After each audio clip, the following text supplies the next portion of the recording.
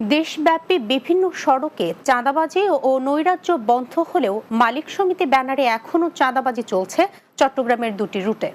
সরকার নির্ধারিত গাড়ির জমা ৯০০ টাকা হলেও এই দুই রুটে এক একটা ম্যাক্সিমা টেম্পো গাড়ি থেকে জমা আদায় করা হচ্ছে ১৬ থেকে ১৭০০ টাকা। স্টিকার দিয়ে চাঁদাবাজি সহ ৬ দফা দাবি জানিয়ে চালকরা কর্মবিরতি দিলেও এখনো কোনো সুরাহা হয়নি কথিত মালিক সমিতির। গাড়িগুলো বন্ধ থাকায় ভোগান্তি পোহাতে হচ্ছে সাধারণ যাত্রীদের। চট্টগ্রাম থেকে সুমন চক্রবর্তীকে সাথে নিয়ে সোহেল মাহমুদের প্রতিবেদন, জানাচ্ছেন অর্ণব নাসির। গত কয়েকদিন ধরে চালকরা ৬ দফা দাবি জানিয়ে বিভিন্ন কর্মসূচি পালন করলেও এখনও টনক নড়েনি কথিত মালিক সমিতির। সমিতির বাইরে যে সকল মালিক রয়েছেন তারা চালকদের দাবি দেওয়া মেনে নিলেও মালিক সমিতির কারণে বন্ধ রয়েছে চট্টগ্রাম নগরীর ১১ ও ১৩ নম্বর রুটের ম্যাক্সিমা গাড়িগুলো।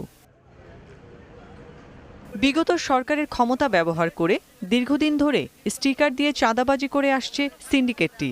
এসব চাঁদাবাজির টাকা দিয়ে কেউ কেউ বনে গেছেন ১০ থেকে ১৮টা গাড়ির মালিক। এই আধিপত্য ও চাঁদাবাজি ধরে রাখতে আঁকছেন নানা কৌশল, যার ফলে এখনো বন্ধ রয়েছে গাড়িগুলো। যতদিন পর্যন্ত আমাদের সাথে আলোচনা করে এটা সমাধান না করে ততদিন পর্যন্ত আমরা কেউ গাড়ি চালাবো না। আমাদের ক্ষুধার জ্বালা আমাদের পেটে দেয়, আমরা কর্মবিরতি নিচ্ছি না, তো আমাদেরকে নিতে বাধ্য করছে। আমরা চাই আমাদের শ্রমিকগুলো যেন ডাইল ভাত খাইতে পারে বাল বাচ্চা নিয়ে।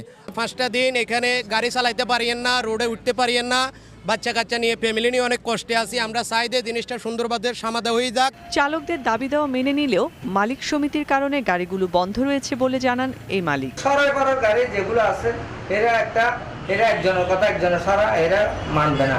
এরা বলতেছে তো আমাদের গাড়ি বসে থাকো, আমরা গাড়ির ইনকাম বাড়াবো।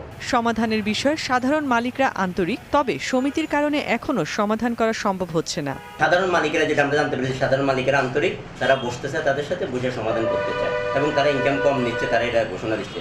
এখানে যে সিন্ডিকেট আছে এই সিন্ডিকেট এটাকে সমাধান হতে দিচ্ছে না। সড়কের সকল ধরনের চাঁদাবাজি বন্ধ হলে একদিকে স্বস্তিতে থাকবে মালিকরা, অন্যদিকে চালক ও সাধারণ মানুষও উপকৃত হবে বলে মনে করছেন যাত্রীরা। Desk report, Bangla TV.